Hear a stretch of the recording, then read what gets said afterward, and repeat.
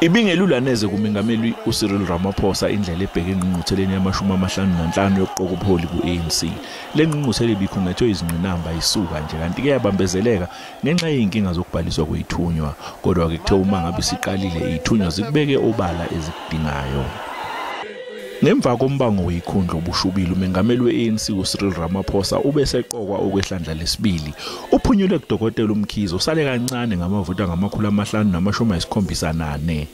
For Comrade Mkhize Zwelini,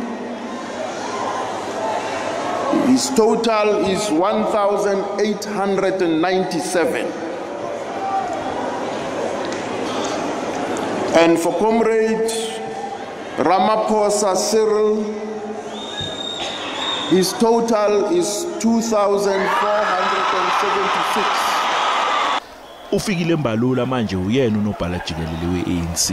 Ubibanga lesikhundla noPhumulo Masualle kanye noMdumsentuli. Amaphini akhe kuzoba uNomvula Mokonyane kanye noMarupeni Ramokgopa.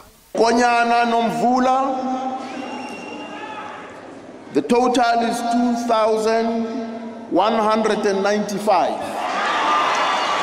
For Ramokgopa Marupeni, the total is 2,373. Ukwete Mantashe usigcinile isikhundla sakhe sokuba usihlalo weqembu. Kube ngokuqala nqa selokhu iqembu lasungulwa ukuthi kube nomuntu wesifazane umgcini mafajikelele nokudokotela uGwen Ramokgopa. Yena ke uqokwe amalunga bethamele lengqungquthela ebhekene noMzwandile Masina, Bhejani Chauke kanye noPule Mabe. And for Comrade Ramokgopa Gwen, the total is 1,809. Uqoka kwamalunga ayisikhombisa phezulu ku-ANC kuphinde kwaphazanyiswa yithunywa beyilokhu yahamezana ngenxa yamalungu eziwesekayo. Kuthe uma sekuqhubeka ingqungquthela kwaqubuka nezidubedube. No further nomination on the first DSG.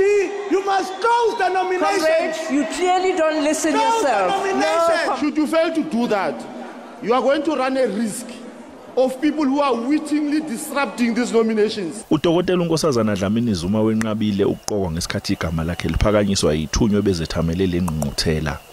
No David Mabuza akazange avumeke ukungenela umbango wesikhundla sokuba yiphini likaMengameli weqembu. Ngenxa ke yokubambezeleka kwalengqungquthela, lengqungquthela izophothula umsebenzi wayo mhla zinhlanu insuku kuMasingana, nalapho ubuholo phezulu ku-ANC buzobe buxoxa nabezindaba okokuqala nqa bundawonye.